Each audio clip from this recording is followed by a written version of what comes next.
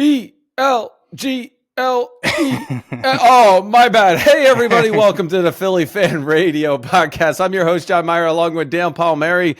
And yeah, we won't talk about the Philadelphia Mayor because that just shit is hilarious. Welcome to our show after the Eagles win the NFC Championship. First of all, Dan, how'd you like my intro? That's beautiful, considering she's definitely not getting reelected because of that. Come on now, people. If you Ridiculous. get hired as the mayor, you need to spell 76ers, Flyers, Phillies, and the fucking Eagles. I mean, come on. Jesus. That is definitely someone I want handling the financial wellhood of Philadelphia.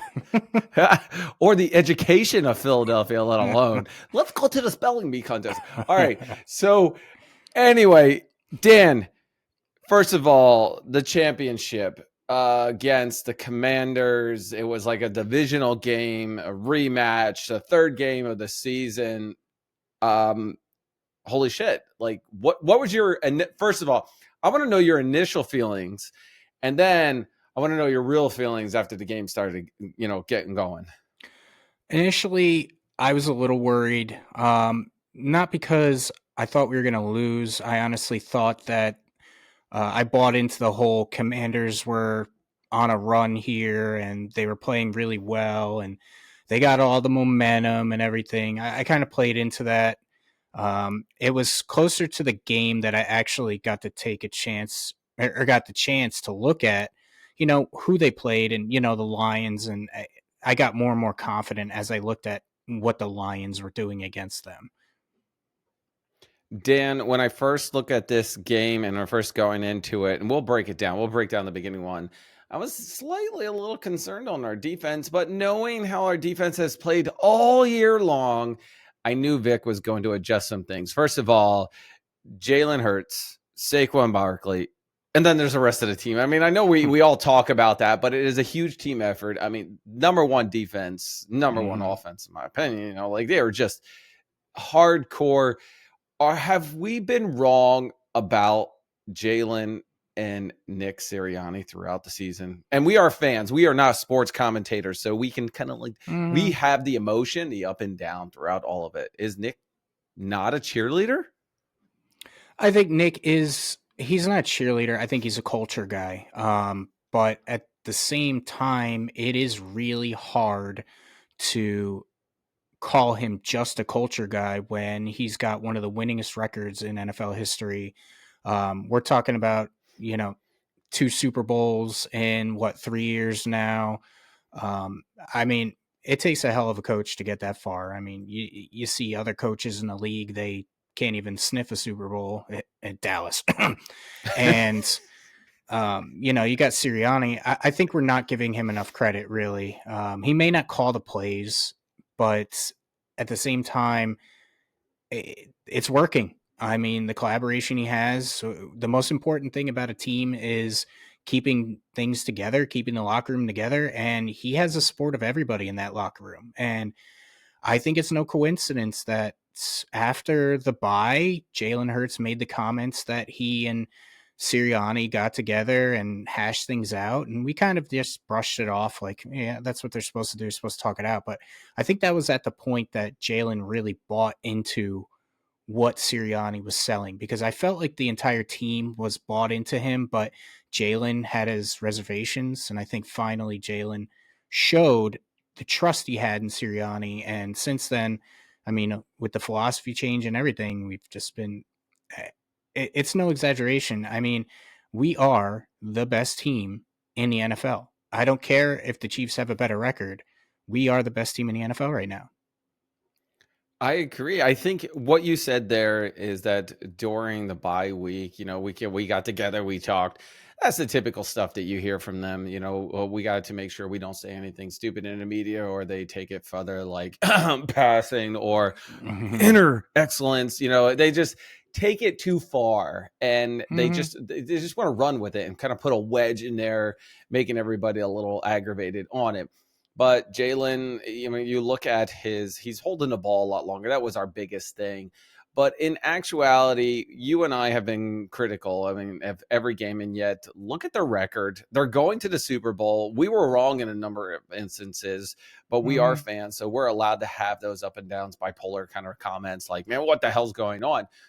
He's definitely, I mean, was this his best game since the Super Bowl? I think so. Yeah, I think when you take all things into consideration, you take the fact that that this was an NFC Championship game. You take into effect the fact that um, he hasn't been throwing for that many yards. That's not to say he's been playing bad, but he hasn't been throwing that many yards. He hasn't been really uber aggressive going down the field. Um, I can't pick one moment in this game that I can say, that was a questionable play by him. I thought every throw was crisp, every throw was on time. I think they said that excluding throwaways, he only threw like one or two incompletions. Um, I can't imagine him playing any better in this game. It was fun. It was complimentary football. We saw the defense flying around. We saw the offense doing what they do. It was complete domination, and it was good to see. I didn't see it coming. I thought they'd win, but I didn't see it. I thought it would be close, but Jalen was impressive. I mean, there's no part of this team that I can sit there and point out a weakness to that is glaring. And I think that this team, and I'm going to say it right now, I think this team is better than the Super Bowl team. I think they're better than 2022. I think they're better than, what was it, 2018. I think they're a more well-rounded roster. I think they have more playmakers. And of course, I think they have the best running back in Philadelphia Eagle history. I think they have easily the best player in the NFL, and I think that they have future Hall of Famer in the backfield. When you look at their 2022 season or even the 2017, the Super Bowl run, the thing that most people are going to think about is the passing. We had the Mm-hmm. passing, and that's what they're looking at. AJ was out there receiving. Jalen was kind of hammering these things. Goddard was getting all that. Like, we didn't have a running game. When you look at those games, we were racking up yardage. We were racking up points by doing what Jalen really does. Now, kind of going into this season, we're a running team running first, right? Mm-hmm. There were some questions on like why we weren't running at certain points, why was Saquon in some of these areas during this game, but it wasn't overly concerning on any which way. I agree with you. It is hard to see if you look at the season and you look what the Eagles have done, look at their record, look where they're at. They are the number one team in the NFL. Yes, and slightly biased, but record proven, it shows it. Dan, the only thing the only thing concerning with this game was the first series by the Commanders. Mm-hmm. 7 minutes. They went down the field. They had 2 fourth down conversions. Was this the one where they had the fake punt too, or was that the drive before afterwards or That was something the like that? drive after. Yeah. But okay, they had 2 fourth down conversions, and they weren't even short ones, like 2 or 3 yards. They were like 6, I think 5 yards, whatever. They had those, Mm-hmm. got all the way down, and then it was 4th and 3, and they decided to go for the field goal. I do believe if they would have went for it, they would have got it. We just could not stop them. It was almost like the last game we played. We could not stop them on 4th and 13, 4th and 16. It was the worst. But if you look at how the game turned out, that was the only drive that was like questionable with the defense. Other than that, there wasn't many other 4th downs. There was that, fake punt. All right. Yeah. But what did they turn over? Like 3 yards or 3 points in that? Mm-hmm. Yeah. I think the defense was basically a microcosm of what they've been doing all year. We've seen instances where they started slow. We've not criticized, but we said about Fangio, we actually praised him that while the slow starts were happening, he made adjustments quickly. And whether it be after halftime or even before then, he made adjustments and they locked down. And I think that's what you saw here is the first series was really, I mean, they were forcing him into 4th down. Don't get me wrong. Any Yep. other team punts the ball. But they just were struggling to get off the field. And I honestly, I don't understand why Dan Quinn would go for those 4th downs. And then once he gets into another fourth down around like the 20 or whatever, why not go for it again? I mean, it's I'm like glad he he was, didn't, but hey. yeah, well, he was really aggressive. And then all of a sudden he's Yep. like, oh crap, we got to take the points. He's got Yep. to know situationally that we're not going to just settle for field goals all day. We're going to punch the ball in the end zone. But regardless, I was a little worried about the defense. I wasn't overly concerned at that point, only because they held them to 3 and because they were actually getting them into fourth downs. But yeah, I mean, it's slow starts and they finished great. That has been all year, though, for Mm-hmm. defense. Is the first 2 series have been, what is the other team going to do? And Vic takes a look at it and says, all right, I got you. Here's how we're going to do it. The ending result, 23-55, Eagles dominated this after that little bit of a slow start where that was the first points on the board by the Commanders. That was the last time they took the lead. The Eagles have Mm-hmm. dominated throughout the entire game. One of the cool things that we're looking at, obviously, let's give some credit to Daniels. Daniels is a rookie QB. He had a great year for a rookie QB. He has 0 offense. I mean, McLaurin was there, but outside of that, you have Zach Ertz, who was with the Eagles for 9 years. That was his main target. Without Mm-hmm. Zach Ertz, McLaurin was locked up. Who else is he throwing to? I mean, even what do you have? Eckler for running. Like, what did you have? Now they're going to need some. Can he repeat this year? Is it like the first game that you ever play? You ever know when you play a sport, right? And you have that beginner's luck. And Right. did he have a beginner's luck on this? And is the next few years going to be trying to build off of that and trying to get better? And then you really don't get better and never get back to it. We'll never know. But he made it to the NFC Championship, something that some other teams haven't made, like Dallas. And going on today, obviously, we talked about the first ride. Turnovers, Eagles, once again, 4 freaking turnovers. Yeah. Holy shit. They are, I'm loving this. I'm loving seeing Zach Bond everywhere. Blankenship was all over it. Quinn Young got another one. Cha-ching. So that was, what did Isaiah Rodgers pick up one and run for? Or, it Oren was punched out. Burks. Oren Yeah. Burks, the backup middle linebacker, punched one out. Yeah, I mean, to be honest with you, they play like this for the Super Bowl. Not if, I mean, they're going to win, plain and simple. But if they play like this, they're going to dominate.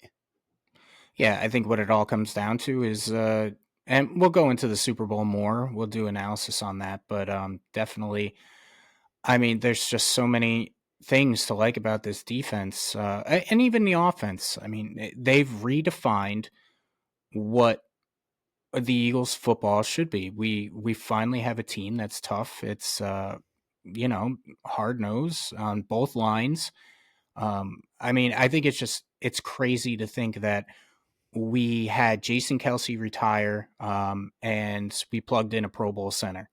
We had Fletcher Cox retire, and we go to you know why am I Jalen Carter, and Yep. he's a first team All Pro. So it's just crazy to have that kind of output there, and we're getting play from both. I think it's just insane to think of the turnover. We've done really well. Howie's done really well, and the team has no glaring weakness that I can point out. The only one that I want to point out is that we've been talking about actually game after game is Elliott. Should we be concerned? Is he just having an off year, and offense doesn't matter. Those little extra points don't matter. We're not losing by those points, yet he missed the field goal, right? And he's Mm-hmm. missed the point after attempt. Last game it was like twice. So it has. Should we just be like, all right, he's going to make up for it here in the Super Bowl game-winning drive? I don't know. Are we just blowing it off for a bad year since we're winning? Right now it's not as magnified because we are winning, but it's concerning greatly because it's going to change the way that Sirianni plays situational football. Because if he gets to the point when it's like I don't know, 50, 55-yard field goal or whatever, in the past, we're like, okay, we're going to kick it. But I don't think that you can afford to kick that field goal anymore and give Patrick Mahomes the ball at the 40 or 45. It's got to No. it's got to weigh on him. And I think that Elliott, I feel bad because he's a great guy. He has been a great kicker for us, but there's something mentally in his head that's just messing him up because it is. Thankfully, it hasn't come to a head yet, and you hope it doesn't during the Super Bowl. But it is concerning, and it's you need a kicker that you can rely on, and I don't feel that way going into the Super Bowl. To be honest with you. I just hope that it doesn't come down to a kick. Anything over 50 is concerning. I mean, Mm-hmm. the point after is definitely concerning, right? Because that's going to decide for Nick, should we go for 2? Should we go for this 4th and 3? Mind you, we have one of the best running backs that the NFL has seen in such a long time, Yep. but it is concerning. Okay, speaking of running backs, I got to tell you, what the hell was your feeling on the first play, 60 yards, 12-second possession from Saquon down the field? It's just crazy that it took them 7 minutes and 18 plays to score a field goal, and it takes us less than a minute and 1 play to go 60 yards. That And it was wasn't just his only great. one, dude. It was 3 rushing touchdowns for this. It was Mm-hmm. unbelievable to see. He had over 100 and some yards. Yeah. Saquon, what you're doing out on the field, I'm so glad. The Giants are not sleeping at night, man. I mean, literally, What how an many seasons? embarrassment. 6 with that? He comes over to us one season, Super Bowl champ, MVP. Like, it's just going to be like, It'll be a story. It's like a story written out. It just shows how badly managed the situation was. And I actually do feel bad for Saquon because it's like he wasted his prime years. He's still in his prime, don't get me wrong, but he yeah. wasted some prime productive years behind a shit team and a shit offensive line. So, because I, he's just incredible talent. And it's crazy because everyone's like, oh, well, it's a passing league. It is definitely a passing league, but we're not just getting 4 yards here, 5 yards here, 6 yards. We're hitting home runs in the running game, and we've been all year. So Nope. basically, a handoff is just as threatening as a deep pass on our offense. I love when he goes outside up the gut. It works Mm-hmm. a good portion of the time, but when he bounces outside, it is unbelievable to see his movement, his action, everything that goes along with it. Just to see him out there, he should have been sacked twice in that. Literally, they had hands on him. They should have slowed him down. Spin move and a cut Mm-hmm. inside. Jahan Dotson comes in, blocks the last guy, and he's down. He's out there. I mean, it was just to see Right. that was very emotional. 3 rushing for him. 3 wasn't it 3 for Jalen? AJ Yeah. had in. It was the most points ever in an NFC Championship game, Yep. and it was just you and I. We stayed to the end for the trophy, handing it to him, the confetti, everything. Not in a rush to leave at all. No. No, it's a great experience. It really is. I mean, think about all these teams that we've suffered through and people have suffered through. There are people that have watched the Eagles forever, and there were times that they never seen anything close to it. And we're being spoiled with their success. And it's a good thing, but with the spoiling of success, we've only seen one Lombardi trophy, and we Yep. need to see another. If we're to say that this is truly the best Eagles team that we've ever seen, then they need to beat Kansas City without a doubt. They need to dominate the win and stay with it. You and I remember the last time we're watching it here at my house.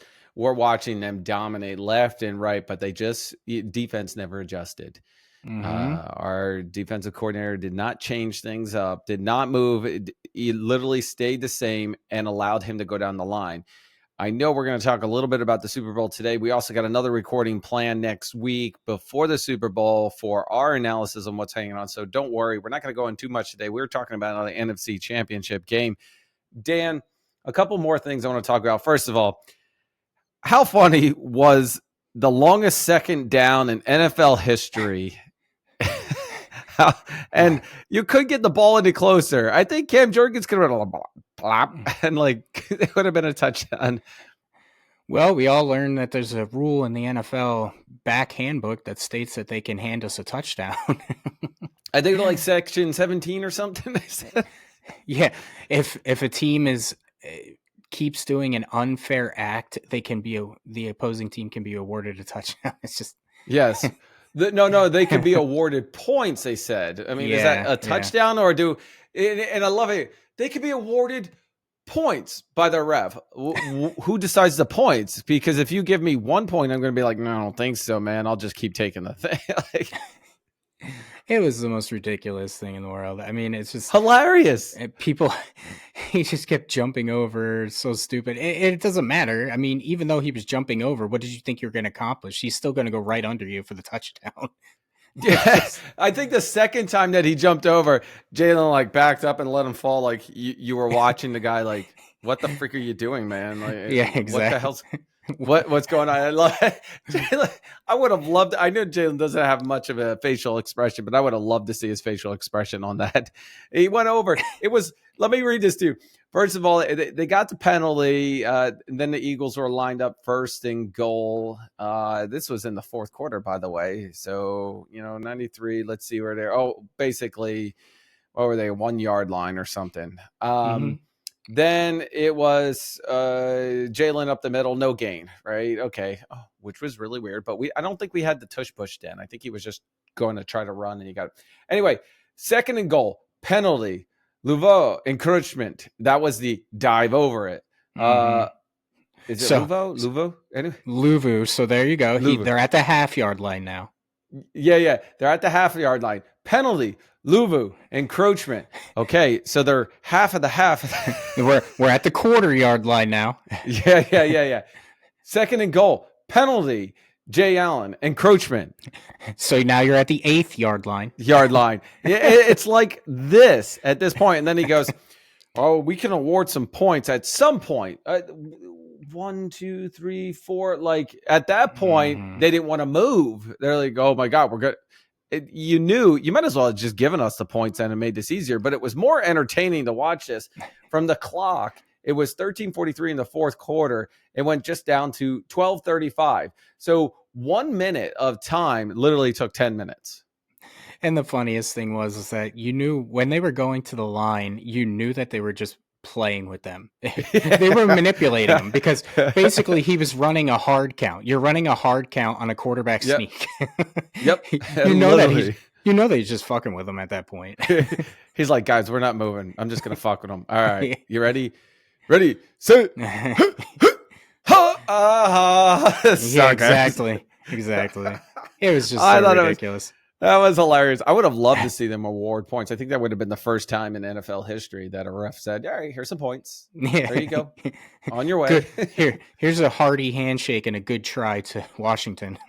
Yeah. Hopefully that doesn't happen in the Super Bowl for the refs handing Mahomes some points. But they always do. Yeah, we will jump in a little bit. Okay, let's talk a little bit more about it. First of all, I think the other thing I want to talk about really on there is Kellen Moore. His name's been thrown around everywhere. Going into this, it was the Cowgirls, and then obviously what did he get? Schottenheimer, and then now it's talking around there with the Saints, and the Saints flew up specifically to Philly. And he's more than likely going to get the job, and we are playing the Super Bowl in New Orleans. My biggest issue here is you should not be allowed to talk to a coach who is engaged still in the playoffs, anywhere aspect of playing the game and to the end, and it should be considered tampering. I agree. And I think the way that you can make that fair is that even if a coach is on the market, like you shouldn't be able to interview head coaches until the season is officially over. Even if it's a coach, even if your team isn't in the playoffs, to make it fair, because all teams aren't going to just wait for guys that are in the playoffs. So you should just make it so that the Monday following the Super Bowl, you can start interviewing coaches. It's ridiculous. I know they have like, oh, you can only interview them for 3 hours. They can't be blah, blah, blah, blah. It's just, it takes away from their focus. And it's just, and normally I heard ESPN, a bunch of people like, oh, well, the Eagles media is blowing it out of proportion, blah, blah, blah, blah. Well, no, we aren't, because look what happened with Jonathan Gannon. He had one foot in the door and his defense completely crumbled because basically they were playing bullshit. And the players even came out and said it, that he didn't put us in a chance, the position Nope. to succeed, and that he didn't seem invested. So we're absolutely um, righteous in saying that this shouldn't be allowed to happen, and I think it's ridiculous. I think that that's one of the biggest things is do not talk to them until they're ready to the season's over. And I agree with you. Yeah, while most be like, well, our season's over. We want to get started right away, blah, blah, blah. You know what? I agree with you, but if it's opened the door for everybody, I think it's fair to everybody, including the two that are in there, because mind you, now here's the positive I want to talk about, Kellen Moore, is that this game was the first game that I saw jet sweeps. I saw, motion. There was all kinds of shit happening all season long. We've been asking for it, and we saw it in this game, and I was very impressed. Now we have to restart things over for another offensive coordinator that is a concern. And you hire and bring up within, either internally or externally. I don't care if the candidates or people are not there, yada, yada. You're not going to get the best one. Mm-hmm. I just think that we had a great year. And while we were questionable on Kellen Moore and some of his stuff, I think he did pretty good considering it's a run first team. Yeah, and think about it. I mean, think about the other side of the coin now is that he's going to take a job in New Orleans. And it kind of looks like a foregone conclusion. So we'll just assume that he's going to be in New Orleans. The pickings for an actual legit offensive coordinator is really slim now. You're not going to get somebody who's a hot name on the market. So you're either going to promote from within, which we kind of saw what happens when you do that, or you're going to go externally to like a college coach or somebody, and you're going to redo this offense. And I and it what I kind of mentioned to you, I believe, a few days ago, is that it puts more pressure on succeeding right now, and it makes we can't determine if our Super Bowl window is going to stay open beyond this season because we're going to be doing a new offense. Yep. So our time is now, and we need to get it done now because this might be the only chance we have.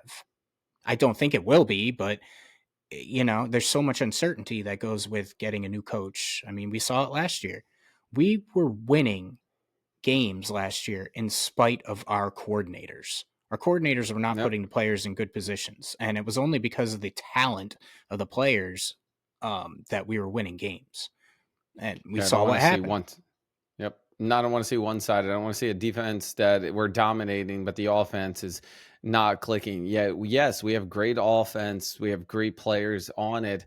But if you're not putting them into the position to win, then that's always a concern. Mm-hmm. All right, Dan, there's two other things. First of all, the other concerning thing that happened is right before this game, Slay made a comment. This will potentially be his last game in Philadelphia. He's 85% certain he's going to play again another season, but it won't be for Philly. Mm-hmm. First of all, Slay, keep that shit to yourself until the game is over. You don't do it for the NFC Championship game. You don't do it until you do it when the season is done. Now you're just feeding into this stuff and being my. You want to go post that shit on Instagram? Wait until Super Bowl Monday. What is there to gain by coming out early and saying that? I mean, what? I just don't understand. Why distract the team? Why distract yourself and make the moment even bigger than it already is? Why don't you And just then the media is going to feed off of that, Oh and they're yeah, going to oh ask yeah. you all that, and it's not going to be about the team. It's going to be about, well, will your comment? Mm-hmm. Yeah. Why feed into it? It's just it's not something you need to bring up. I mean, it's just I don't know. I agree with him. I don't think that he's going to be back next year. I think they're going to go I'm okay younger. with it. Yeah, I'm okay with it. I mean, he Isaiah has Rodgers did great. I mean, don't Slay did some great things. Don't get me wrong. I'm not putting him down for previous years. When you put that shit up there and you got to make comments and, put yourself in a snap count.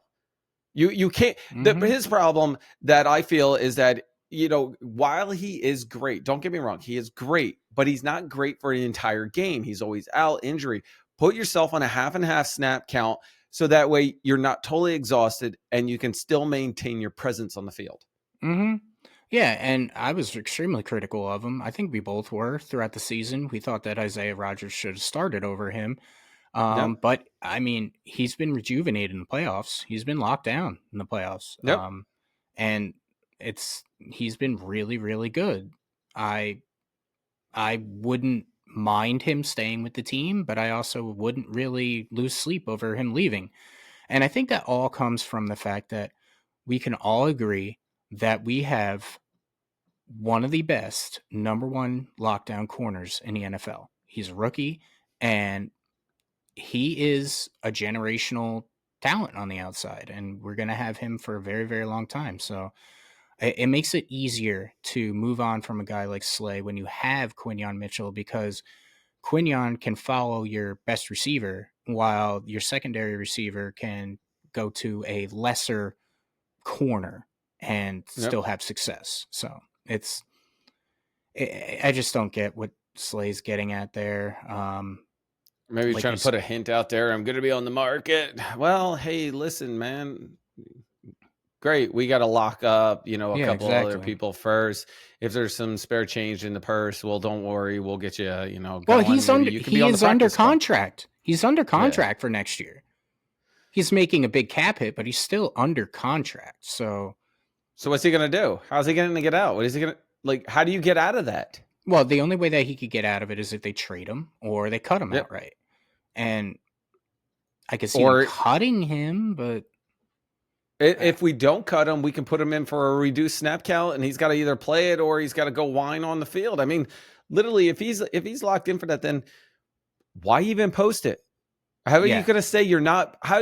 First of all, I even forgot that he's on for contract next year. And speaking of that, then he's got no position. He has no play. No, he's not. He's not in a position to say anything. He's going to hope we cut. That's what he is. Or he's got to retire.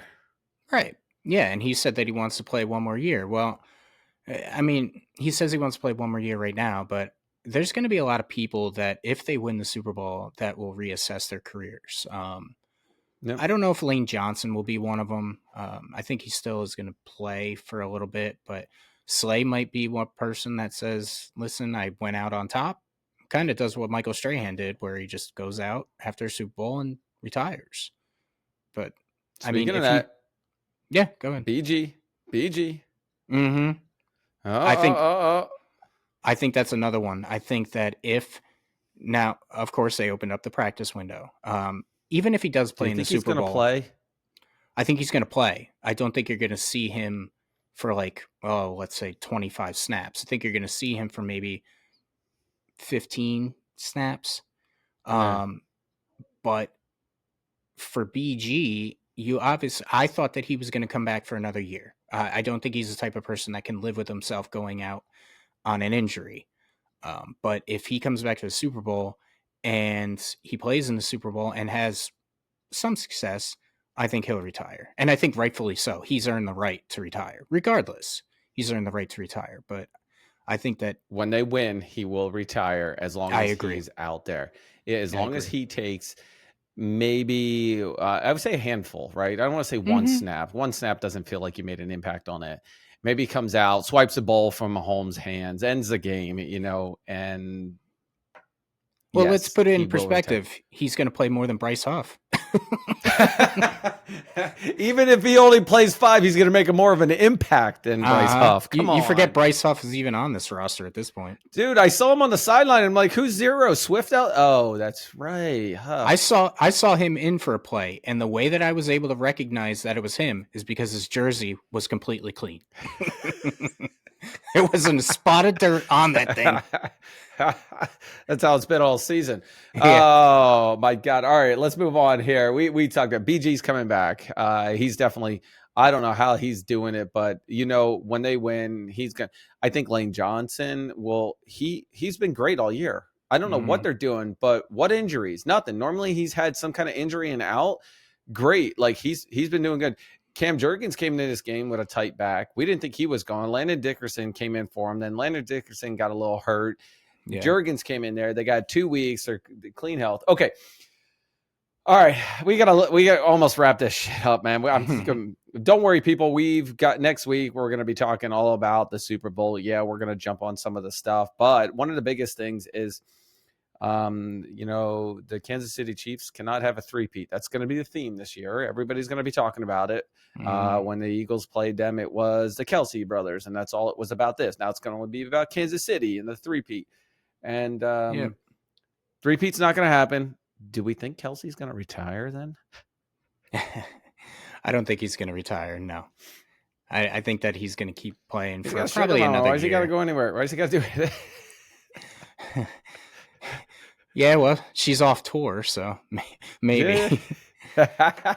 I would retire if I was him. I mean, he's looked slow and lethargic all year, but then all of a sudden he gets to the playoffs, and even though he's still like walking around there like a drunken giraffe, he still gets open. So That is the biggest issue I have all year long. No, I mean, granted, he's had like the first 10 games, he was not productive, right? Then all of a sudden, he's really productive. You watch these championship games, and Kelsey is wide open. How are we allowing to do this? It was like Zach Ertz out there. You're allowing him to get open in the slot, going down in the middle of the field. If we don't, there's not much Mahomes has. To be honest with you, Mahomes does not have he has Kelsey to throw to and, a couple of other folks, right? Like if you take those out of the scenarios, then you basically eliminated his offense and he's got to run. And so I thought what was brilliant about the Washington game was that Fangio in the previous Washington game played zone a lot because he was afraid that with the corners and the linebackers watching and playing man that Jaden Daniels was going to take off. Well, he went to man in this one, but he always had some sort of spy.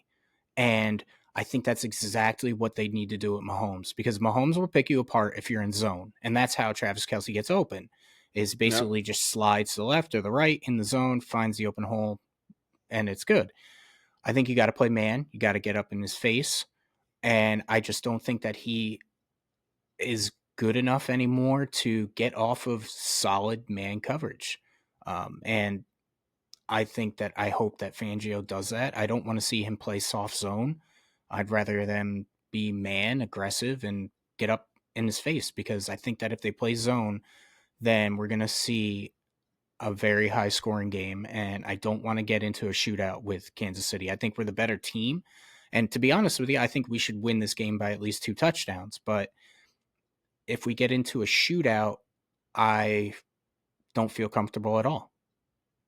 Yeah, I think if we're in a shootout like we were in 22, back and forth points, all the other stuff, right there, I think it's going to be concerning. If our defense totally dominates like they have been doing all season long and gets in there and disrupts them, he's going to make some quick passes. I don't think Mahomes has the deep ball, the deep threat that we have to worry about as Xavier much. Worthy. Yeah, well, Worthy was really good so against the Bills, he was actually really good for some of those, but I think we have the corners. I think we have Absolutely. definitely, we don't have to worry about it. We're going to shut those down. Zach Bond, nobody on the team has a Zach Bond out there. Like he is everywhere. He's going to totally dominate this. We're definitely going to win. I mean, obviously the thing, by the way, I got to tell you the first time I actually bet on, and not a sponsor of this one, by the way, FanDuel. I put $100 on this last game, won myself $100. I'm like, well, this is I'll take that. It was a straight up bet. I was like, ooh, I'll take that. We're gonna win. That's how confident I was. You feeling that this week or next week? I am going to. I'm gonna do my bet, maybe my free bet, whatever it is. I'm gonna put it on there. Maybe some more, a little extra my own. Somehow Kansas City's favored. They're favored by a point. I mean, it's just 1.5, but somehow they still are favored. I don't get that. Because they're KC, and just like the refs and the, Roger Goodell, you got to favor somebody. Yeah, well, if you look at it real close, the Eagles, I think I saw that the Eagles are number 1 in defense, and they're like it's either 6 or 9 in total offense, whereas the Chiefs are 13th in total offense and 16th in total defense. So how are they favorite? it's crazy. that's why I think that this game should be. We should win this game, and we'll go into it more. I think the only thing that could hold us back from the game is that they're going to blitz the crap out of us. Unless we have a quick passing game, we're not going to be successful. So, yeah. And I think that's one of the other things. They see it, everybody sees it. We got to be quick off the ball. We can't hold as long. We have the best offensive line. Don't get me wrong, but you're only going to be able to hold up so long before they bring in more pressure. And, sneak Saquon out there. Philly special would be great a couple of times, I thought that's what was brilliant about the Washington first play was that they brought a middle linebacker. I think it was Wagner. They brought him up and they were going to get ready to blitz a middle linebacker. So Jalen checks out of it and says, okay, you're going to blitz up the middle. We're just going to pitch it outside. And then half the Washington team was on their ass by the time Saquon even got to the line of scrimmage. So I think the quick, check out. I don't think up the middle is going to work as much as everybody thinks, and it's going to be those quick outside, quick slant around. Chew them up, and then while they're on their heels, then run the shit out of them. I think this is going to be a mix, Super Bowl, 60-40 split. Nothing, maybe, run definitely 60, but we might have to hit. But I think we're definitely winning. Plain and simple. As long as we dominate and don't let up the entire game, I think this is going to be awesome. Yeah, I think what it comes down to is turnovers. If we play the way we've been playing, where we don't turn the ball over, I don't think anybody can beat us. I really don't. Nope, not at all. All right, Dan, before I wrap it up, is there anything we missed for this game? If we're, talking about the NFC Championship, we talked about how the Philly Mayor can't spell Eagles. We talked about how this was in the first series a little concerning, but after that, we knew we totally dominated and enjoyed the freak out of the game, including the confetti, injuries, the longest second down in NFL history. Too bad we weren't awarded points. Slay's comments, BG's coming back. What a miss. No, you didn't miss anything. It was a complete domination. It is the best overall game that they played all season, by far all season. Probably all of last year, and it was insane. It was a great game. You just hope that, they've beaten some legit teams now, and it's not like going to Kansas City. We can't say, oh, well, they haven't played anybody for real. Everybody's saying in the media, well, it was Washington and blah, blah, blah. Well, Washington kicked the ass out of the Lions, who everybody thought, oh, well, they're the greatest team ever. And, they won in the wild card round. So I think we're in a position now where I think we should win. And when we played Kansas City the first time, and I think everybody was more, well, Kansas City has the better team. I think it's flip-flopped. I think we have the better team. We have more talent, and I think this game should be ours. I really do. I think going into this game, actually just watching this game and being there, I was probably the first game that I was totally comfortable with. Like, I wasn't concerned we were going to lose it. And that's how I want to feel going into the Super Bowl is Absolutely. The same deal. After I watch the first two series, then I will know what Vic has done and changed it up and how AJ's playing. And I can't wait to it. All right, everybody, this has been the Philly Fan Radio. Don't forget to hit that like, subscribe, and notify, because guess what, Dan? We're out of here, and go Birds. E-A-G-L-E-S. Eagles. Yes, I spelled it right. Yeah, sorry. E-L-G-L-E-S. And I'm the commissioner. Oh, shit. What the hell's going on? Don't forget to hit that like, subscribe, and notify. We're out. We're out of here.